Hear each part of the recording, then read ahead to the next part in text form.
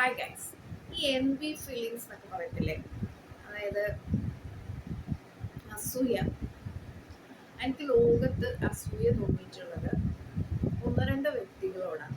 ഒന്ന് Sachin, my God, and second Aishwarya, my God, എന്തൊരു സൗന്ദര്യം. ആൻഡ് ഇപ്പോൾ മോദിജിയോട് എന്തൊരു ചാമ്പ്. അപ്പോൾ പിന്നെ എനിക്ക് അസൂയ തോന്നിയിട്ടുള്ളത് എന്നോടാണ്. ഇത്രയെല്ലാം പേരാൽ ചതിക്കപ്പെട്ടിട്ടും ഇരിക്കുന്നിടം പോലും കുഴിച്ചുകൊണ്ടുപോയിട്ടും മാസം തോറും മാറുന്ന ജോലികളുണ്ടായിട്ടും ഇത്രയൊക്കെ ബുദ്ധിമുട്ടുണ്ടായിട്ടും എനിക്ക് ചിരിക്കാൻ പറ്റുന്നില്ലേ? ഞാൻ ഏറ്റവും കൂടുതൽ ചിരിക്കുന്നത് സന്തോഷിക്കുന്ന ഒരാളെന്നെ ചതിക്കുമ്പോഴാണ്. ബിക്കോസ് അവർക്കെതിരെ വരുന്ന കർമ്മയെ ഓർത്ത് ഞാനപ്പോൾ ചിരിക്കും. അതൊരു വലിയ കഴിവല്ലേ?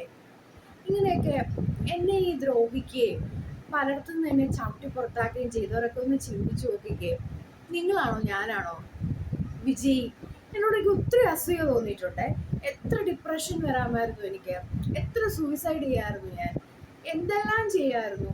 എവിടെയെല്ലാം ആളുകൾ oh my god it was like you are a trash എന്ന് മോക്ക് പറഞ്ഞിട്ടുണ്ട്, സ്ക്രാപ്പ് എന്നൊക്കെ പറഞ്ഞിട്ടുണ്ട്. I know very well that I'm not a scrap. Something is inside me. അപ്പോൾ നമ്മൾ അതാണ് കുട്ടികളെ പഠിപ്പിക്കേണ്ടത്. സൂയിസൈഡ് ചെയ്യാനല്ല, ഓരോ വഴികളിലും നമ്മളെ കാത്തിരിക്കുന്നത് വിഷപ്പാമ്പുകളാണെന്നും ഇത് കലിയുഗമാണെന്നും അതിനെ ഓവർകം ചെയ്യണമെന്നുമാണ് നമ്മൾ പഠിപ്പിക്കേണ്ടത്. പാട്ടില്, മ്യൂസിക്കില്, ഡാൻസില് ഒക്കെ.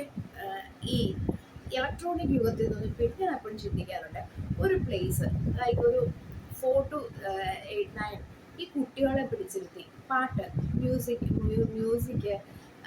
ഡാൻസ്, പിന്നെ ഫലിതം, ഇങ്ങനെയൊക്കെ ആയിട്ട് കുറേ ടീച്ചേഴ്സും ഒക്കെ ആയിട്ട് ഈ ഇലക്ട്രോണിക്സുമായിട്ട് ഈ കുട്ടികൾ ചെലവഴിക്കുന്ന സമയം, അങ്ങനെ ഒരു ഈവനിങ് അവർക്ക് കുറച്ച് പശുക്കൾ, കുറച്ച് കോഴികൾ, കുറച്ച് ചെടികളൊക്കെ കൊടുത്തു കഴിഞ്ഞാൽ അവർ പക്ഷേ ഈ ഇമോഷൻസ് ഒന്നും ഇല്ല അവർക്ക്. Because they are dealing with electronic equipments every time. അവരുമായിട്ടാണ് അവർക്ക് എപ്പോഴും കോണ്ടാക്ട്. ഇങ്ങനെയൊക്കെ ആയിരുന്നെങ്കിൽ പിള്ളേർ നല്ല ലൈഫാണ്. ഈ ആഴ്ച എന്നെ സന്തോഷിപ്പിക്കുന്ന പാട്ടുകളാണ്. ഈ ആഴ്ച എന്നെ സന്തോഷിപ്പിച്ച പാട്ട് ഓരോ നിമിഷവും ഓർമ്മയിൽ. ഒരു ഒരു ഭയങ്കര ചതി അല്ലെങ്കിൽ ഒരു ഭയങ്കര സംഭവം നമ്മുടെ ലൈഫ് നടക്കുന്ന സമയത്ത് ഒരു പാട്ട് കേട്ടാൽ ആവുന്നതൊക്കെ ഭയങ്കര ഹാപ്പിയാവും.